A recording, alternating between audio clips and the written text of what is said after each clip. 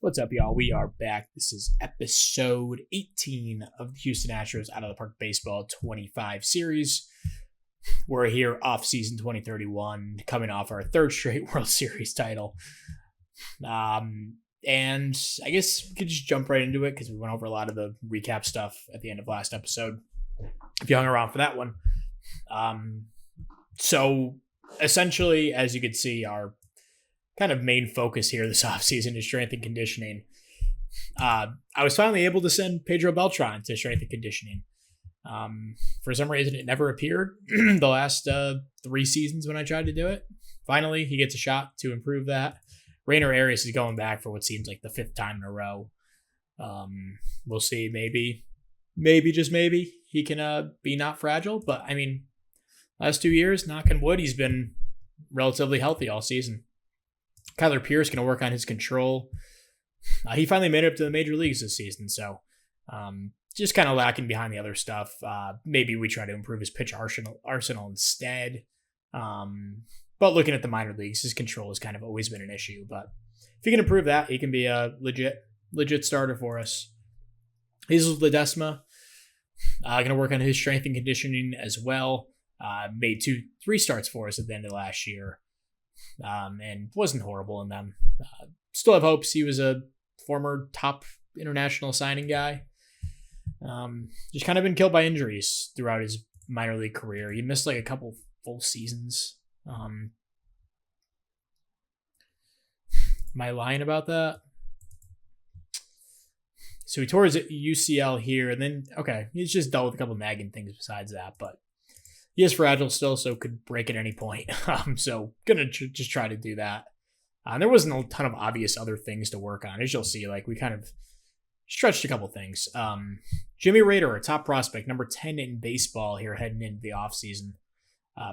First time in a while we've had a top 10 prospect, if maybe ever. I don't know. I don't think Beltran was even a top 10 guy.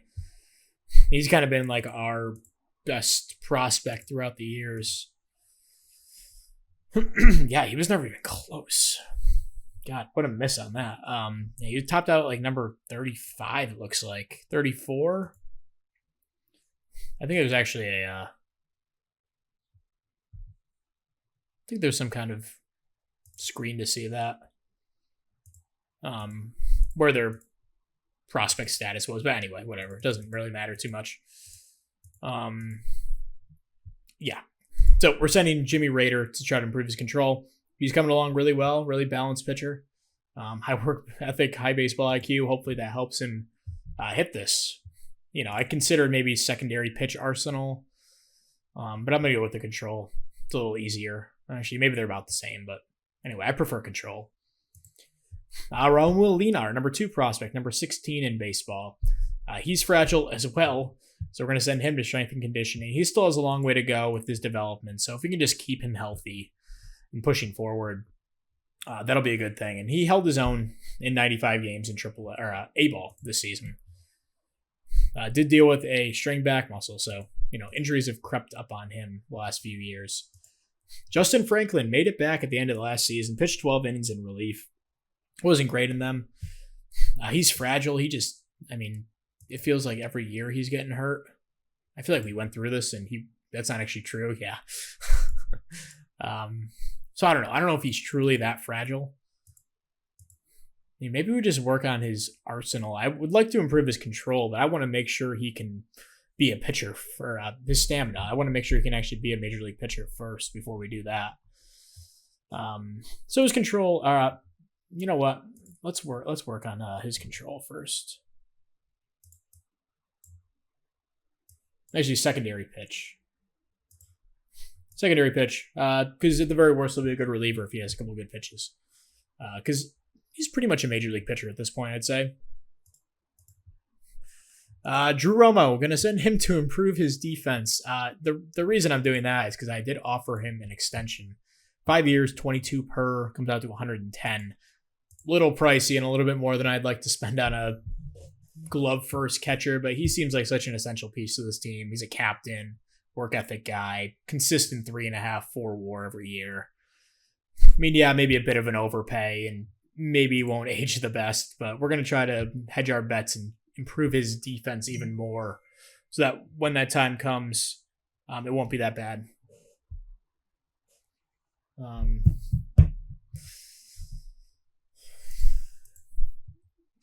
then David Montez, we talked about him. The bat's pretty much there. The defense just isn't. So I'm going to send him to improve his catcher defense. I don't even know if he has a clear path to playing time when he does make it to the majors, but being a good defensive catcher can at least help him out in that regard. So I'm going to send him to that. Danny Carpenter really showed us a ton last season. Pitching, he was awesome. Just would love to take that control up so I feel a little bit more comfortable. He only walked 3 guys per 9, and throughout his career in the majors in 67 innings now, he's been below 3, but I don't know if that'll sustain. Those numbers can be kind of volatile year to year. Drew Romo definitely helps in that with his framing, improving his control. But yeah, we'd just love to, get that more stable for him. And we did make one move here, kind of a more minor deal, but it is parting with a former top prospect in my mind. Maybe not on the prospect list or anything, but Jared Evankula, what was he? He was a 5th round pick back in 2026, and has played in the majors the last 3 years. 2 pretty rough results, negative .9 WAR throughout his career. He's had spurts. Like last year, he went through a nice little stretch where I kind of believed in him and then didn't really follow that up with anything. He's getting about 200 plate appearances a year, hasn't done anything with them. So I was kind of ready to move on from him. He's also out of options, so that was another part of it. But we wound up getting a really good return. Matt Napstein from Seattle, 23-year-old reliever. Excellent stuff. Fastball, curveball. Has some stamina as well, so he can work in a multi-inning role. Yeah, the home runs allowed are a bit of concern, but he's only 23. Even right now, he can be like a quad A pitcher, be one of those, busting back and forth type of guys. Then we kind of let a bunch of guys go. Bob Schultz finally just giving up on that experiment. He was bad last year. Maybe he works out, but he's 26. The home runs have never improved. The control's never improved to a place where it can that's playable. And Wellington Herrera, no fault of his own. He's been a really good pitcher for us. Besides the first year we got him, this year was rough, but the last 3 years he's been a nice pitcher for us. Unfortunately, his arbitration price has just shot through the roof. He's at $4 million. He's out of options, so we can't really do the thing we did with him last year.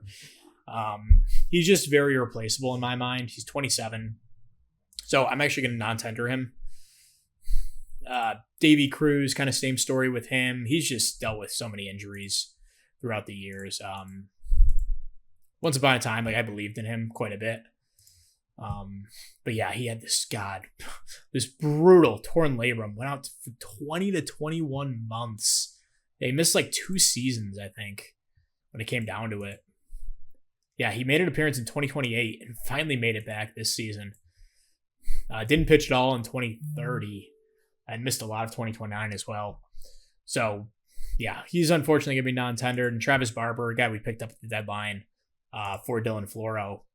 I guess it was before the deadline, but we got him for Dylan Floro. Going to non-tender him as well. Just a little redundant with the guys that we have in AAA. So and we've kind of rebuilt our staff. I have a bunch of offers out there for a bunch of guys. Promoted Gustavo Molina to be our third base coach. He was our AAA or AA manager. Brian Taylor was our AA manager. Promoted him to our bench coach. Really good outfield defense guy. We do need a first base coach now that I'm looking at it. I did miss one spot. The one spot we're kind of weak in is running, so we kind of want a good guy who can do that. In-game running, excellent. Yeah, we'll sign him as our first base coach. Next year we're going to go in with Uchida, Webb, Bustamante, Curry, Levette. And then we have Ledesma, Kyler Pierce, Top prospect Jimmy Rader is on the way. So the rotation's set up pretty well for the next couple seasons, I'd say, barring any injuries. And, Uchita's been every other year getting hurt. So, we'll see. So that's that. We have one qualifying offer out there for Noah Schultz. I don't think he's going to accept it. If he does, honestly, I'm fine with it. But I prefer he doesn't. Drew Romo can put it in there, but he'll probably be re-signed. Then Soto, we offered a contract extension. It's 1 year, $8 million, and then a team option for the next year at $8 million with a $1 million buyout. So 1 year, 9, or 2 years, 16, depending on which way we want to go with that. Colson Montgomery will hit free agency. We always kind of knew that was a half-season rental, and he was awesome for us. So, he did his job. He was awesome. Hopefully, he gets paid somewhere. His deal is just too big. I can't afford that long term. If he's willing to go 1 year deal, sure, I'd do that all day. But non-tender guys, Ethan Salas is due to make $3.5 million. Jonathan Long, forgot he was on this team. He was set to make $4.5. So those were easy decisions. Long just didn't really work out for us, and we have a bunch of right-handed options like Josh Leno. Obviously Huffins, Ramirez, Coslet, Herman Ramirez, Dingo, Bobby Sporsberg, just so many of those guys. So, that's where we are. Then Rule 5 stuff, Black Kier, probably add him. Justin Franklin will have to get added. Rodrigo Luna, who pitched really, really well between high A and double A last season. He'll need to be added to the 40. Orlando Juarez, he's a guy I've had my eye on, but I don't think he'll need to be added. Carl Brawl, I think, pitched well. Yeah, he pitched well this season. Davey Cruz, yeah. But anyway, let's go to awards really quick and just go through those. Actually, this is going to be a pain in the ass to sign these guys. So I'll be back after all these guys sign and we go to awards. All right, so hopping in here, we're halfway through awards. Finally signed all the staff and everything, but just want to check in on Yordan Alvarez. It's now 2 seasons since we let him go. He had a fantastic walk year, 2.6 WAR, 131 WRC plus, DHing. Signed a big deal with the Dodgers, $20 million over 5 years. And he has not been good for them. Worth negative 0.5 WAR in 2 seasons. So as much as I didn't want to give Yordan up, it looks like we made the right decision so far, and his ratings have kind of plummeted as well. So looking like a good move to let him go. And there really haven't been a ton of I regret letting that guy leave or trading that guy. The one would be Zach Neto, who had a great season, but can he sustain this? He wasn't even that much better than he was with us. He fell off at the end, it looks, but we would have loved to have Zach Neto this year. Casas, I don't know if he finished strong. Yeah, Casas was pretty mediocre.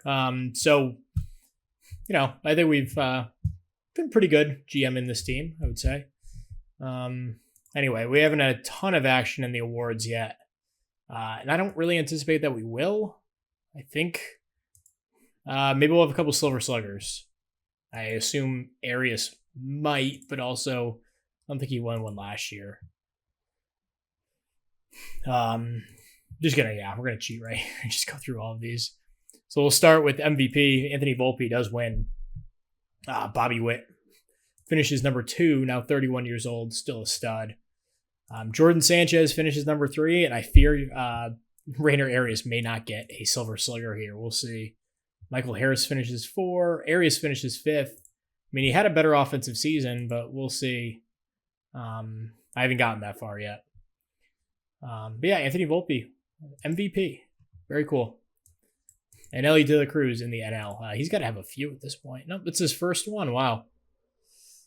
Yeah, I can't believe that's his first MVP. I mean, he put up a 9.7 WAR, 9.4 WAR, 8.2, 8.3. That's his first MVP. That's crazy. And arguably, this is the worst season he's had in that group. I guess 2029 wasn't amazing, but geez, this is his worst year he's had. I mean, besides 2029, since his first year of the save. So durable, though, man. That's awesome. Connor Griffin finishes number 2. Jesus Made finishes number in 3rd. James Wood gets a first place vote as well, and so did Xavier Isaac. Crap. They got him in a trade at Tampa Bay before last season. Gave up John Wells, Corey Baker,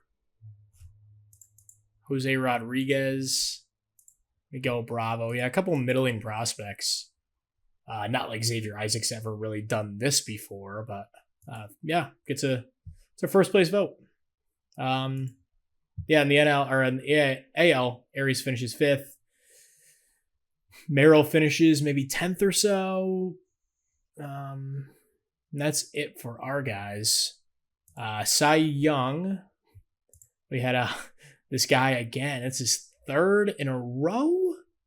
3rd in a row for Goo. This guy we almost signed when he was a free agent his first year, and he's dominated the league. Pretty surprising he's been this good. I mean, I thought he'd be good, but he's 37 years old now, and he's dominating. I mean, crazy.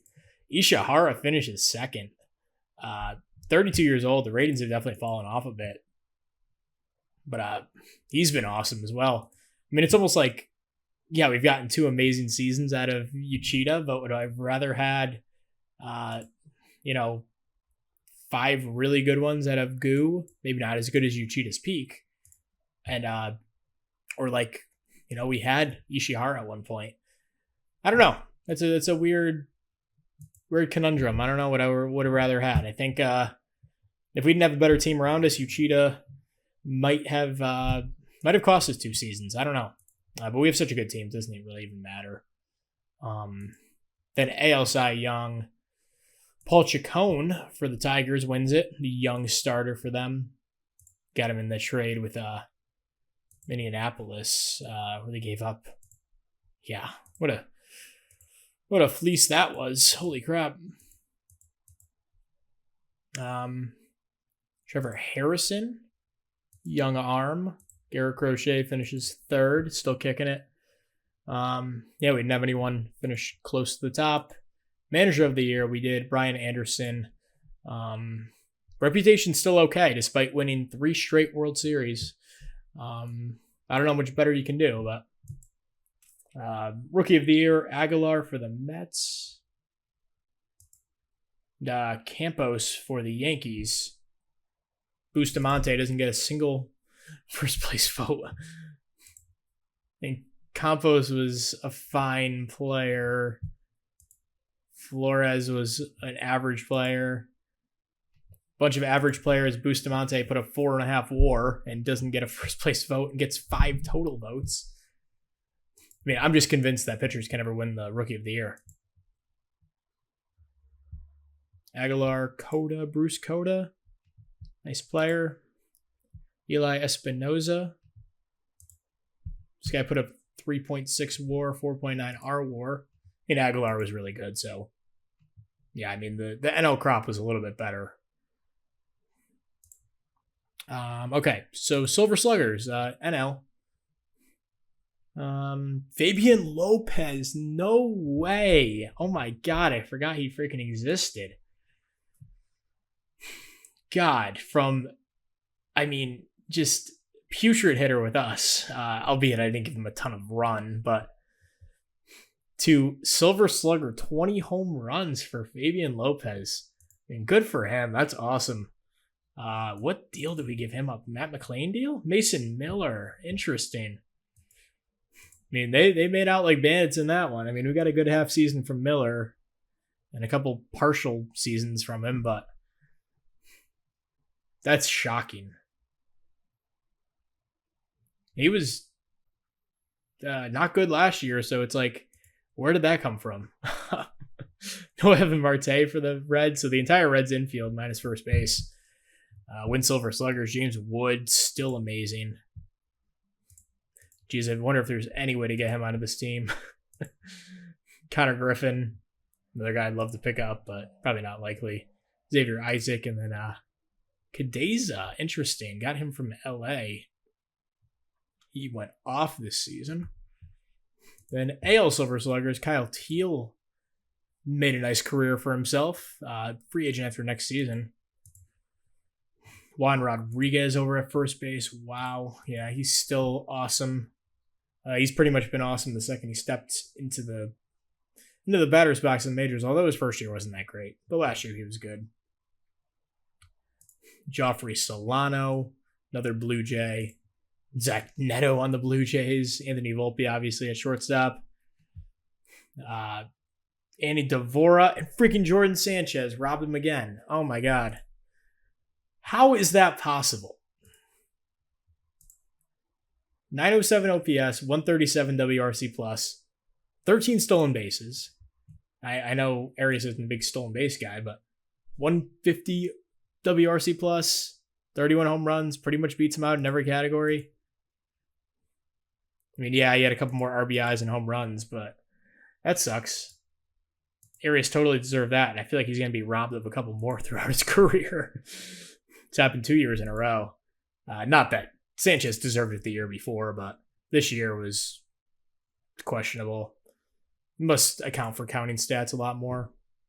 Michael Harrison center, Andy Devora, such a stud. Oh my God. He's been a beast since he stepped in the batter's box. AJ Gracia, traded the Nationals. Nice. 22 home runs. I guess he was really good. I don't know how does that come out to 158? Only 22 home runs. I mean, 111 games, but yeah. Anyway, reliever of the year, Showalter finishes third, and Kerkering, who surprisingly finishes fourth. I guess it's the saves. I mean, he saved 49 games.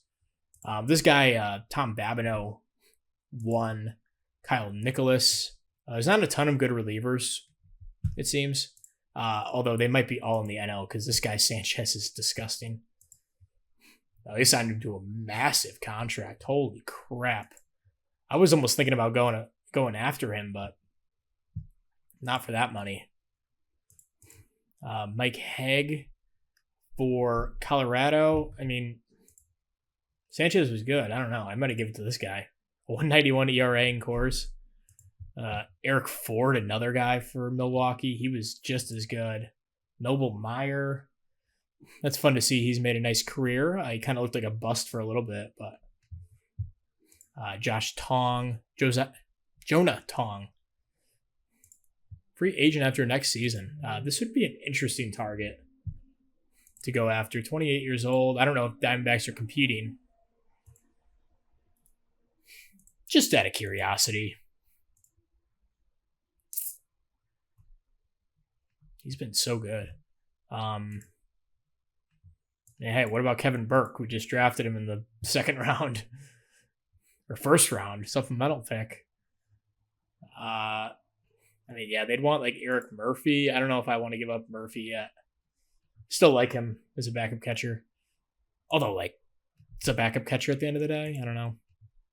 Ledesma. I mean, Huffins isn't off limits, but it'd have to be the right trade. I don't know if a full season of a reliever is worth that. Also, after dropping our budgets pretty significantly last year, I think we went down to like 25 in development and like 15 in the scouting. We have a lot of money this year, and I mean, I don't plan on giving out a lot of one-year deals. Maybe if something comes along, we change it, but I did max out my development and scouting again, so just a little note. And why we may not have as much money as it looks, but we're very flexible at the moment. We just have like a lot of affordable deals. Like Uchida, yeah, he's making a ton. Yeah, Webb's making a ton. But Merrill, pretty reasonably priced based on what else is going around the market. And then like Langford's on an affordable deal because we traded for him. Romo's going to be making a lot of money, but Arias is on a freaking bargain of a deal. I mean, we signed him to that really quick, right? Prior to the 2029 season. I think it might have been in 2028. I think we signed him early in 2028, like right before he broke out, and then it was just like insane the rest of the year. Winds up winning MVP that year. Yeah, that contract alone has like saved us from having to like let go. Maybe we don't even trade for Merrill and Langford at that point, but that's been huge. Oh yeah, extensions. Romo wound up signing Starlin Cabo. We locked him up.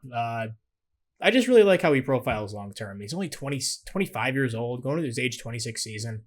So last year was his last season in arbitration. Then we bought out 3 free agent years, last year being a team option if it doesn't work out. Pretty much a win-win. Like a win-win for us and I guess for Caba because, he's coming off 2 league average hitting seasons, did get hurt last year, secures his future. So yeah, we locked up Caba for a few seasons. Re-signed Gregory Soto, 2-year deal. I talked about this one. Team option the second year. I think that's about it. We're ready to let Schultz go, Miller go, and Montgomery go. And then, yeah, that's pretty much all we're losing this offseason. And we kind of just have reinforcements on the way. So this year's team could be shaping up to be something special. As long as Uchida is healthy. We have our first update in the lab. Romo, frustrated but close enough where I feel comfortable leaving him in there. Then Montez on track. That'd be great if Montez passed that. I'm looking at some other guys. Beltran struggling. Arias frustrated. Yeah, the strength and conditioning is broken. Of course, Molina, the one guy that I didn't really want, or I would have lived without.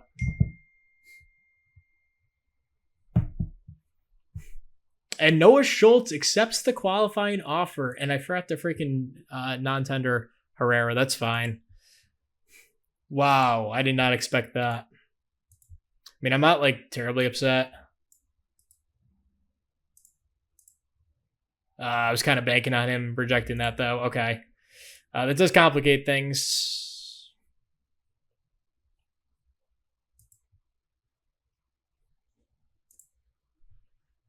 Okay. Just out of curiosity before we go any further. Yeah, that was a mistake. We can get out of it, I think.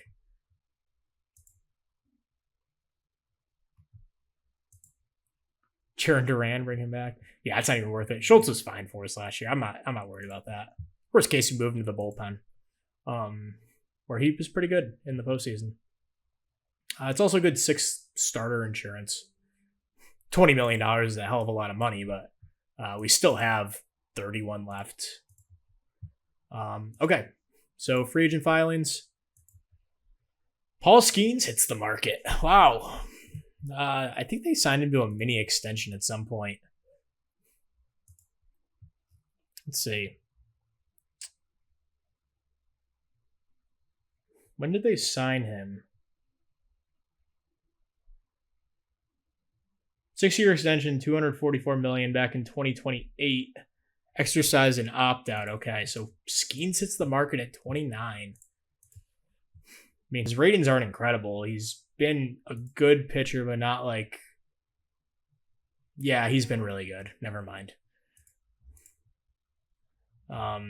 Probably... I mean, we don't need him, so I'm not going to sign him, but... That's going to be so annoying. Going golfing later, so... Discussing tea times. Always love me some Justin Crawford. Don't need another outfielder, though. Colson Montgomery... I mean, it'd be cool to bring him back, but it's got to be like a 1-year deal. I'll include a no trade clause. Can we bring him in for like 1 year, $22 million? He's not really interested in a 1-year deal. Clase is kind of washed. Boston Bateman. What the hell happened to this guy? They just give up on him? I mean, what does he want? 1 year, a minor league deal? Sure, we'll throw you that, Bateman. Duran still wants another big contract. Age 33, a little rich for my blood. Bernal's been a nice player in the save, but we don't need a catcher. Edwin Arroyo, oh my god. Another guy. Forgot existed. This was like our future infield. Arroyo wound up sucking, but well, he didn't suck, but he was not a good hitter. He's actually put together a nice little career. His first year in Arizona, 3 wins. Last 2 years, he's been a league average hitter, 3.5 WAR. He'll probably get paid by someone. Wickelman Gonzalez, yeah, my guy. Did he accept the qualifying offer last year? Oh no, okay. I guess he had 2 years of control left. Yeah, so he was the one who was hitting free agency at the same time as Schultz. Pitched 2 years as a starter and was pretty decent.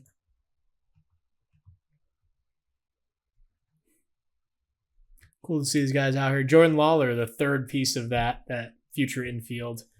It looks like he worked out the worst. Yeah, he's just not good. Not a good ball player, unfortunately. Yeah, I don't really love anything out here. Joey Ortiz is okay, but he's too expensive. Pereira's coming off a good year. All-star season for Pereira. So Dan Raffaella, my guy, from the Marlins save, his defense isn't as good as it was in that save. He was a super utility fixture for that team for a couple of years. Elliot Ramos, good player. Don't really need him. Brent Rooker still hits bombs. Another righty though. So I think it's gonna be the trade market this year. So just looking at this theoretically, we got Romo behind the plate. He'll be back. Cabo will be at short. Besides that, I'm not sure about the other 2 spots. We got Beltran will probably start him in left. Langford, I might make the move to DH, although he's still good defensively, so we'll leave him in left. Beltran being fragile, I'd rather put him at maybe he DHs. Merrill in center, Arias in right. And the thing about Beltran, like, I was platooning him last season. Yeah, he's a lot better against righties, but he actually hit really well against lefties as well. 58 plate appearances, 189 WRC plus. I don't know if you extrapolate that over a full season, he's that good, but as of right now, he's probably going to play every day, or at least we'll try to get him out there.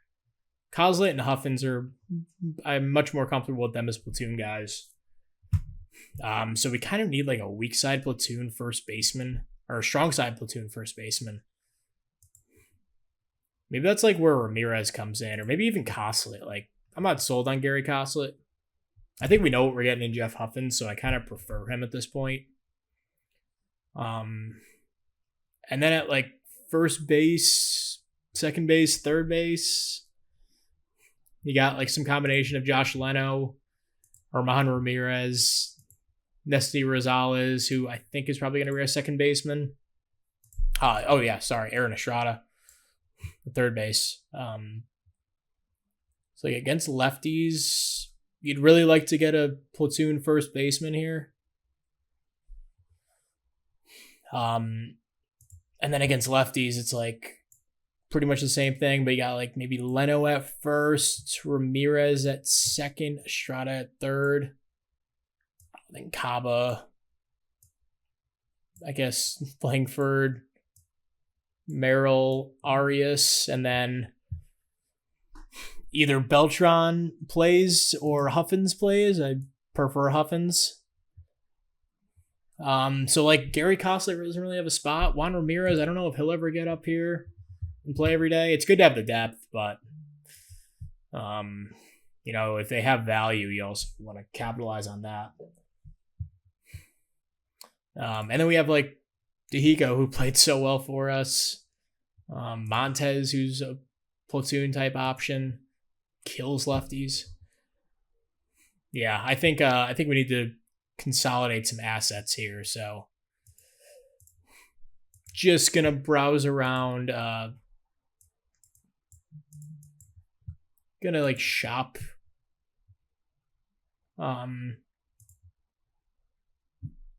Gary Coslet. I'll do both him and Juan Ramirez. Just see what's out there for single players. There's definitely some interest. Corbin Carroll on a massive extension. Probably not.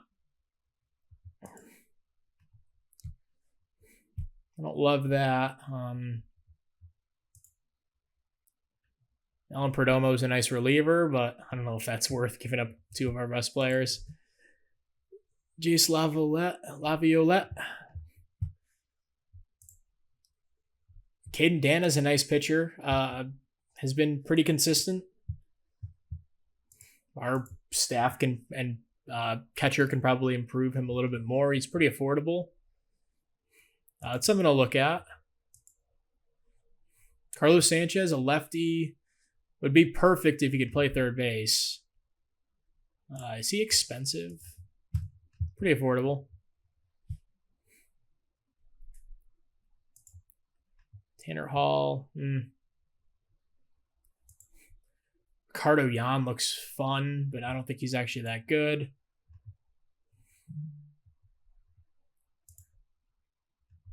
Roman Anthony, the Red Sox savior. Blake Gillespie. The A's are certainly interested. Giving up a lot of good pieces. Silver Slugger, AJ Gracia. Dane Burns, yeah. Travis Ramsey. Nice player. Former first overall pick. Man, I forgot he went first overall. Yeah, hasn't really worked out at all. Ryan Rincon, nice defender, but not a hitter.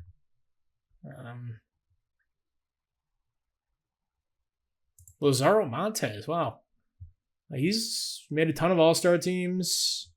Don't need another outfielder, though, unfortunately. Luis Baez. Christopher Torrin, he's not bad.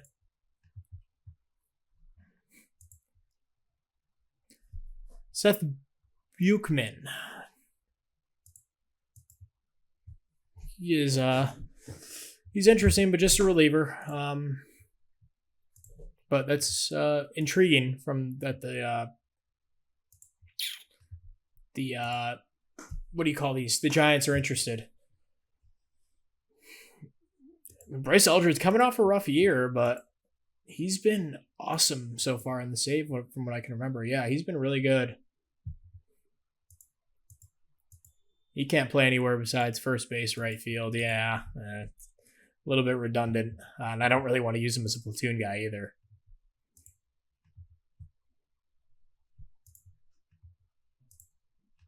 Okay, so like, what if we went for a prospect package?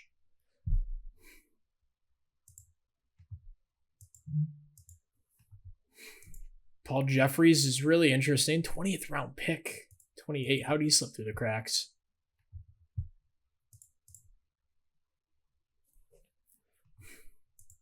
Okay, now you're kind of talking. I mean, these are much more intriguing offers and kind of more what I'm looking for, I think. I don't think I'm looking for major league talent.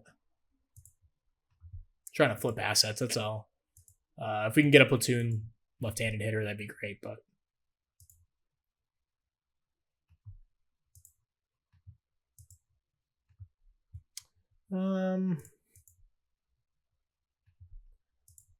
yeah, I mean, I'm not blown away by anything. This might be like I add these guys to a trade for someone that I'm looking at. So we'll come back with some updates on what goes on here, free agency, and then any trades. We'll be back.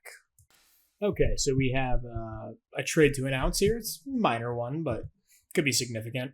As we look to kind of revamp our bullpen after Miller leaving this offseason, we're going to trade for Alan Perdomo, kind of a guy that looks like the White Sox were ready to move on from. I really like him, obviously. What I love, high home runs allowed rating. The stuff in control is average. And he's put in a couple nice seasons in the majors so far. Um, so he has another couple of years of control, it looks like. Let me get the exact number. Perdomo, yeah, 2 years after this. So 3 total years of control. And we're not giving up too much. Taylor Rabe is a controllable arm. Did make an appearance in the majors for us last year. OSA likes him a lot more. They think he can be a home run, limit the home run ball as well. Just a more controllable version of it, essentially. My scout doesn't think as highly of him. Former 14th round pick. Then Luis Garcia, who is still on the team on a minor league deal. They'll probably call him up or add him to their 40-man roster and use him in the majors next year. So kind of flipping a couple of assets for one. So maybe that's not enough in practice, but I wasn't going to give up a ton more. Yeah, no, we have Perdomo. So it's Kirkering, Soto, Showalter. We have Napston here now. Carpenter, Soto, Macarola, Perdomo is kind of like the mainstays here. Matt Scott's technically still on this team. I didn't DFA him this offseason. I'm just holding out hope. Maybe he improves one day, but he's out of options, so we're probably going to wind up DFAing him unless he has a good spring and develops, which I don't really see happening at this point. And these guys can kind of play around. Cruz Schoolcraft, I don't know if I mentioned this, partially torn UCL. He'll be out for most of next year, or at least up until like 3/4 point in the season. This is surprising. Okay, so I went and threw out a 1-year deal to Colson Montgomery when free agency started. Looks like he must not be drawing too much attention because he wants to talk again. And honestly, this would help a lot of the issues that I'm running into with building this team. He gives us a true second base lefty option who I think would be fine in a platoon role. He's pretty balanced. Like, he's not horribly worse against lefties, but definitely better against righties. And we have familiarity with him. He played really well for us. I think it makes a ton of sense to bring him back on a 1-year deal if he's willing to do this. And I'm including a no trade clause. Maybe that's a mistake, but I did include that in the original offer. Okay, so now we're going to be left with a little less money. We also don't have any comp picks this year, which sucks, with Schultz accepting that 1-year deal. Not the end of the world, but I was really hoping he didn't accept that. And as soon as it happened, I was like, man, I actually am not okay with that. It was a mistake. Shouldn't have gotten greedy. I knew it was going to be borderline. Okay, anyway.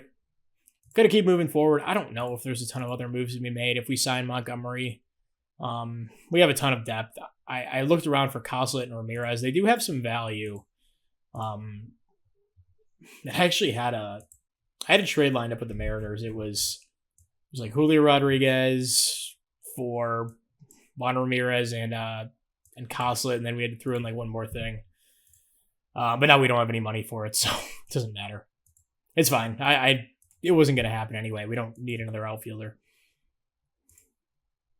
Okay, yeah, so we'll keep moving forward. We'll come back in just a little bit. All right, so we get some great news out of the lab. Romo wound up being successful in improving his defense. Doesn't really look like there was any change on the surface. But a lot of times it's like behind the scenes, like his framing will go up to like 20 next season. And then David Montez, outstanding. Leaps and bounds better defensively. He's significantly better, but he's not like amazing still, but at least he's like a playable backup catcher at this point, which is really, really intriguing. I'm excited for what Montez might be able to bring with the bat. Yeah, I just want to jump in really quick, talk about that. We'll be back. All right, so we are back. It is March 23rd, 2032. About time for the start of the regular season here in our new year. So, some couple quick things to update on. There wasn't a ton to discuss for the rest of the offseason. We really didn't do a ton of anything. But as soon as this loads, We had some good things happen in the lab. So Rainer Arias, I feel like the fourth time, probably maybe fifth, finally completed strength and conditioning. Is actually outstanding. So overall durability increase, and then also an uptick in home run totals, which it's already a 75 power dude. I mean, this is exciting stuff from Arias. Really cool with him. Beltran didn't pass his, unfortunately. May as well go through the other ones. Ledesma, no improvement. Raul Molina was successful. He's no longer fragile, which is great. Keep him on the field and hopefully, develop into this dude, because that would be totally sweet. As for other things, Kyler Pierce, no control improvement, but still looking like a pretty good arm. Excited for him. Jimmy Rader, number one prospect in our system, was successful in improving his control. I mean, he's looking like a total stud. Former second round pick in 2028. Has developed really, really nicely here. I mean, the OSA freaking loves him. He's number 9 actually in baseball. Our scout likes him a little less, but still looks like a total stud. He's not going to make the opening day roster, but I mean, he'll be up at some point in the majors this year, barring any injuries or anything. Danny Carpenter didn't improve his control, unfortunately. And Justin Franklin, secondary pitch improvement. He was poor. So basically what this means is they think basically it didn't improve his secondary pitches and also may have caused more injury proneness. And also maybe a stamina decrease. He's already a 25 stamina guy. He was 30 before. He's kind of been on this decline since his injury. His only big injury. Because I always fake myself into thinking he had one before. It was only a 12-month injury in 2030. But yeah, his stamina declined from like a 40 to 30 at that point. Now he's fragile. He might even be even more fragile, but he still looks like a capable reliever, which would be, not a great outcome from a 10th overall pick, but better than a guy like Jason DeCaro, or even Matt Scott, who was picked 15th the year before, I think. Yeah, he was 2028. Scott was 27, I believe. Anyway, go over the opening day rosters, and it was tough this year, man. A lot of guys who I wanted on this team kind of didn't make it. I guess we can, I don't know. We'll start at catcher. Drew Romo, Eric Murphy wins the backup catcher job. He had a decent little spring. I just want to give him a shot. He, has the upside to be a starting catcher, although he'll probably never be with Romo here in the building now for the next 5 or so years. Yep, 5 years. Over at first base, it's going to be kind of a platoon type situation. We're going to have Beltran in there against righties. He crushed righties last year. Also hit really well against lefties. But yeah, we just got to keep him healthy, man. And we'll see. Actually, I want Huffins at first. I don't want Beltran, just to maybe keep him a little healthier. Huffins also a better first baseman. So Huffins over at first, got Montgomery at second, re-signed him to a 1-year, $22 million deal this offseason. Got Aaron Estrada over at third again. He wasn't fantastic with the glove over there, but a lot better than second base. So he's over in the hot corner. Starlin Caba will be back at shortstop this season. Signed him to a nice little extension, rewarding his good play over the last couple of years. We have Langford in left. We actually improved his outfield defense. He was successful in passing that. Where is that? Where does that come up? Oh yeah, here we go. Oh no, he was unsuccessful. His range still ticked up. So he's a 60 range guy, which is fantastic. Maryland center, obviously, and then Arias in right. No longer fragile, which is sweet. Really, really sweet. Then Beltran at DH. Against lefties. A little different, quite different actually. We have Josh Leno in there at first base, just a lefty absolute masher. His ratings on the surface don't look that impressive. Maybe this is a quad A guy, maybe decent bench bat, but when you look at the lefty, this is a superstar hitter. So Leno will definitely be in there against lefties this season. Ramirez will go in at second. He doesn't have any crazy platoon splits, but, lefties are going to struggle more against righties in general. So, he'll get a boost in that way. And he was really good against lefties last year. It doesn't show up here, but he was good against lefties. Shot at third, Cobb at short. Outfield's all the same. Then Huffins will be our DH to enter the year. Gary Coslett, man, hasn't really shown a ton of improvement. The avoid Ks are still a huge issue. Theoretically, is the upside to be better than Huffins, but I don't think he is at this point, and I don't know if he ever will be. I mean, he's kind of been pretty stagnant in his development for a few years now. I mean, his power's gone up. Contact hasn't improved. The eye's gone up pretty significantly. Like the contact and the avoid Ks haven't improved. So I don't know if he's going to be a strikeout machine. He's still going to mix in quite a bit. He's against lefties, he's playing every third at DH, and then Beltran's every fifth, just to get him some at bats. Also, he's going to play some first base for Leno every seventh to open the year. He's also going to. Oh, I don't want that anymore. Actually, yeah, I'll keep Huffins at DH just so I can get Coslett in there every other day. So it'll be like a true timeshare between him and Huffins, but Huffins has the inside track to that job. Everything else is pretty much the same. So Leno comes in, Beltran comes out theoretically. I don't know if that'll sustain the whole year. We'll see. Pitching staff, no major injuries this spring, so we're going to open the year. Uchida, his stuff has deteriorated even further after this injury. Still only okay with his health status despite 2 season-ending injuries. Still looks like a stud.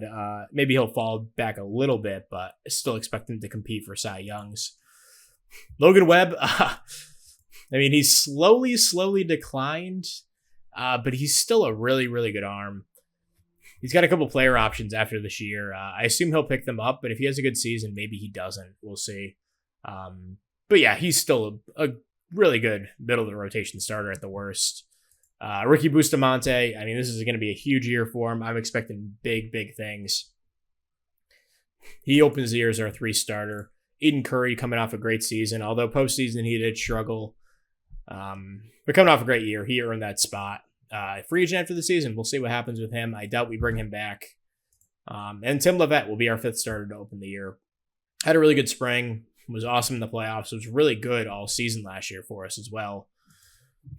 So that pushes Noah Schultz, $20 million reliever in the bullpen. It's honestly fine. It's not the end of the world. I think he'll actually be a really good reliever. And if we need another starter, we know he can step in. So not ideal to be paying a reliever that much. And, I kind of screwed up the qualifying offer thing, but he's there. Kirk Ring in the back end. Signed him to a 2-year extension. He's fallen off a little bit, but it still looks like a good arm. Gregory Soto's still kicking at age 37. He's coming off a really good year. Zach Showalter's first year in Houston was awesome. He's our 7th inning guy. And the rest of the bullpen, Wellington Herrera, he's out of options, so didn't really want to lose him for nothing. I kind of screwed up. I kind of wanted to non-tender him, but he's a free agent after the year. It's not a huge contract or anything, so he's here. Danny Carpenter coming off an awesome season. Juan Soto going to give him another run. He wound up playing pretty well down the stretch and pitched well in the playoffs, it feels like. And then Alan Perdomo, new acquisition from Chicago. Sinker baller, high home runs allowed type dude. Multi-inning reliever type. So excited to have him in the building. And then Schultz, obviously. Matt Scott was DFA'd. Yeah.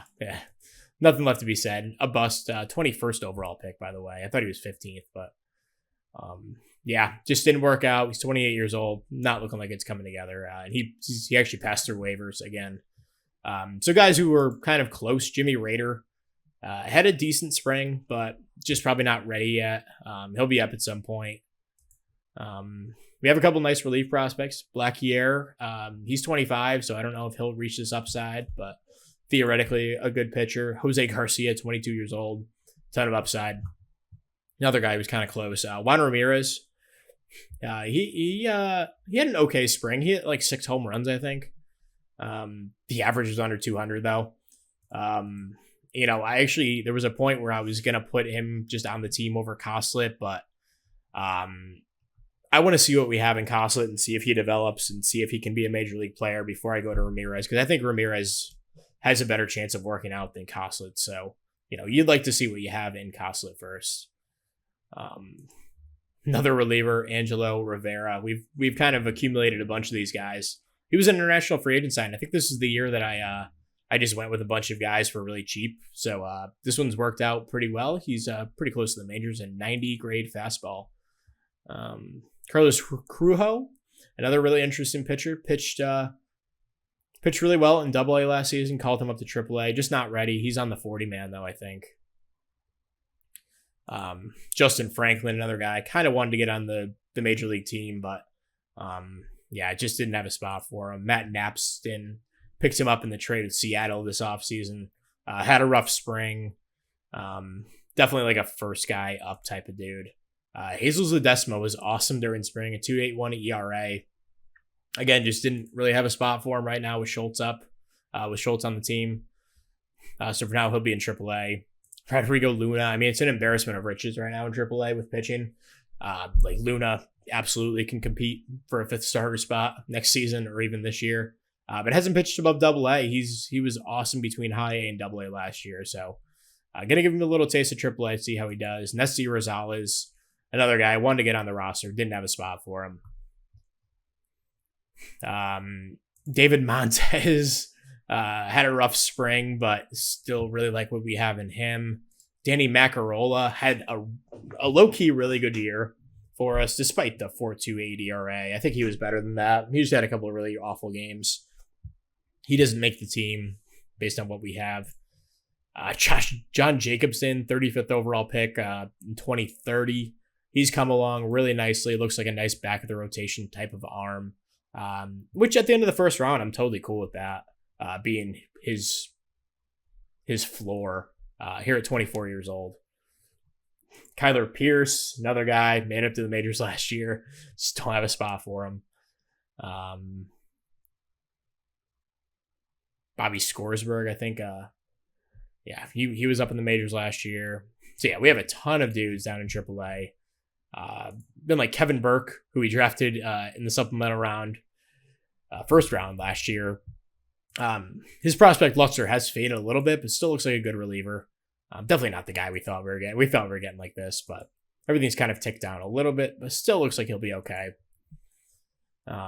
Brandon King got a little uptick this offseason. He was a former 5th round pick in 2030. Could be a starter reliever type. He throws hard, so I think he could work out as a reliever. Rusty McCormick, Justin Brudeau, good defensive player. Raul Molina down in high A to start the year. He was okay in A-ball last year, so I'm going to push him up another level. This guy really intrigues me. Parent to Sally, 20 years old, an electric fastball, huge stuff potential. The movement and control are kind of an issue, though, but a forkball, fastball combination, really interesting. Looks like he pitched in the World Baseball Classic, which is cool. For Venezuela? Italy he pitched for. That's cool. I'm using him as a reliever. They used him as a starter, it looks like, in the World Baseball Classic. Rick Martino, 45th overall pick in 2030. That's looking like a pretty fruitful draft so far. He's moved along pretty nicely. 20 years old, number 49 prospect in baseball. We're going to push him up to A-ball this year. He pitched in rookie ball the last couple of years, so he's definitely ready for that level. Juan Izquierdo has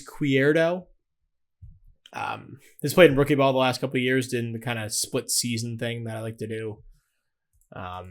He's a top-ish prospect, former top international signing guy in 2030. So that's good for now. We don't have to go over anymore. We're ready for opening day. Who is a non-roster invitee here? Is it Herrera? It's Herrera, okay. Okay. Gonna move forward a couple days. This thing's still happening with the start date and whatever, but that's fine. It doesn't bother me too much. If anything, we get a nice rest after spring training, so we will be playing the Athletics in 4 games. Here to open the season, we'll have Uchida on the mound, starting his 4th opening day. 1, 2, 3. Yeah, this will be 4th. Going to his 5th season. Bustamante gets a little movement uptick. Man, he looks so good. Like, if I could draw up a not like perfect pitcher, but a really good one, this is it. Just beautiful stuff. Greg Steffen, former pretty highly drafted reliever. He gets a little bit of a downtick in velocity. No one else really notable. Justin Bordeaux. I still like him as a potential backup catcher in the future. Wilson Gomez is still intriguing. Nice, well-rounded middle infield type. Danny Romero had that big hit tool. It doesn't really look like he's developed. He was one of those 2028 signings where I threw a bunch of money at a bunch of guys. Steve Servin. No, I thought he was more interesting. Never mind. I remember seeing that name a bunch. Jorge Ordonez. Yeah, he's interesting. 11th round pick last season. Travis Minich, 13th round pick in 2029. He's moved through the minors. Looks like decent arm. And then Rick Martino, big uptick here. Potential stuff goes up to an 80. Potential movement goes up to a 60. You don't see many big jumps like this. Current control, potential control increase. Potential goes to a 70. Usually with these guys, I wind up, drafting them and they go down immediately. But Martino's going the other way, so that's great for his trajectory. A couple other guys here. So anyway, can I look at preseason predictions? I guess they already passed. Anyway, game 1. That'll be Blake Gillespie. Looks like a pretty good pitcher against Naruhide Uchida. Let's do it. 2032, looking for a 4-peat. And an 8-1 victory. Kerkering out with a fever. And Rainer Arias breaking in with a home run early. Jackson Merrill, a home run in this one. Huffins and Romo, 2-hit, 2 RBI games. Colson Montgomery, 3 hits. Uchida throws a complete game.